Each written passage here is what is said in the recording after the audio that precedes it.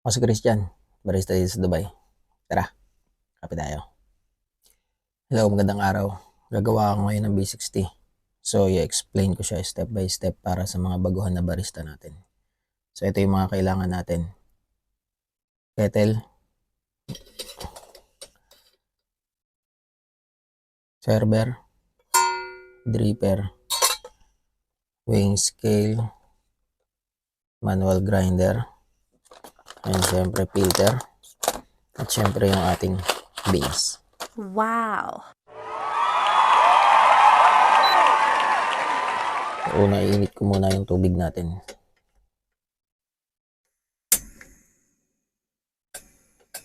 So, I will use around 90 to 92 degrees Celsius.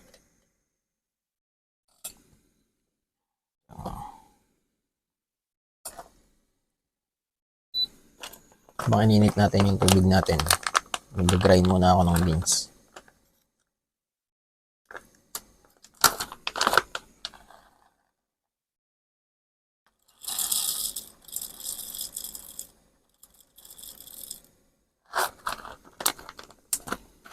Ang gagamitin ko na grams is 20 grams.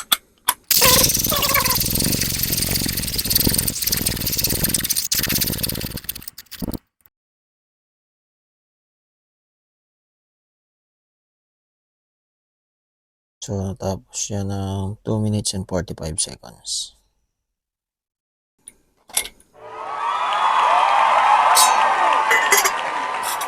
So, sakto 90 degrees Celsius na siya.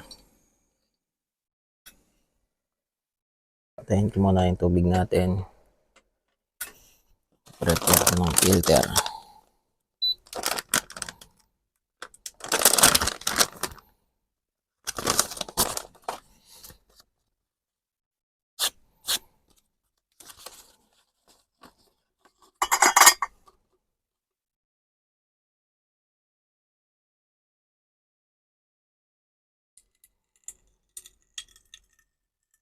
Babasahin ko muna ng mainit na tubig yung filter natin.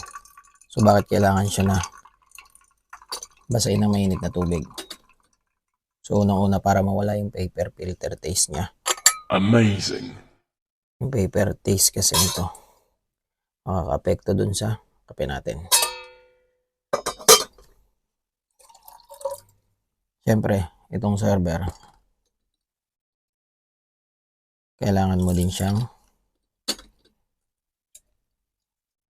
painitan para mawala din yung paper taste na napunta dito kanina.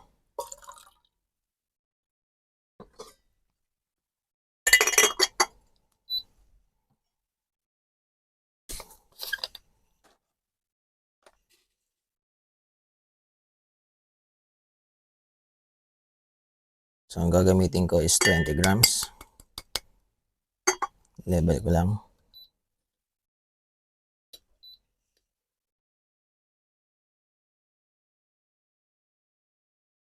Yung unang pour natin, maglalagay lang ako ng around 30 to 50 grams na water.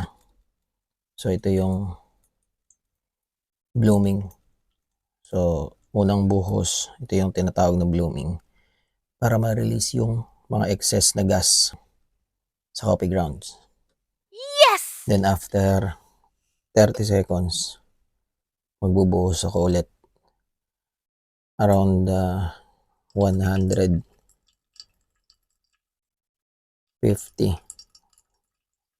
grams of water.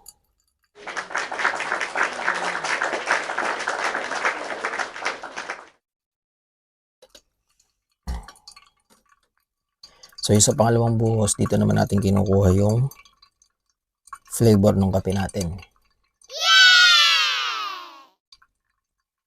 Sa pangatlong buhos, around 1 minute and 10 seconds, saka ulit ako mag-start na magbuhos hanggang 260 grams. So, ang ratio lang na gagamitin ko is 1:13. 20 grams in and 260 grams ng water. So dito sa pangatlong buhos, ito yung balancing. Binabalance na natin yung lasa ng kape natin. So nag-stop lang ako around 260 grams ng water. So tapos na siya.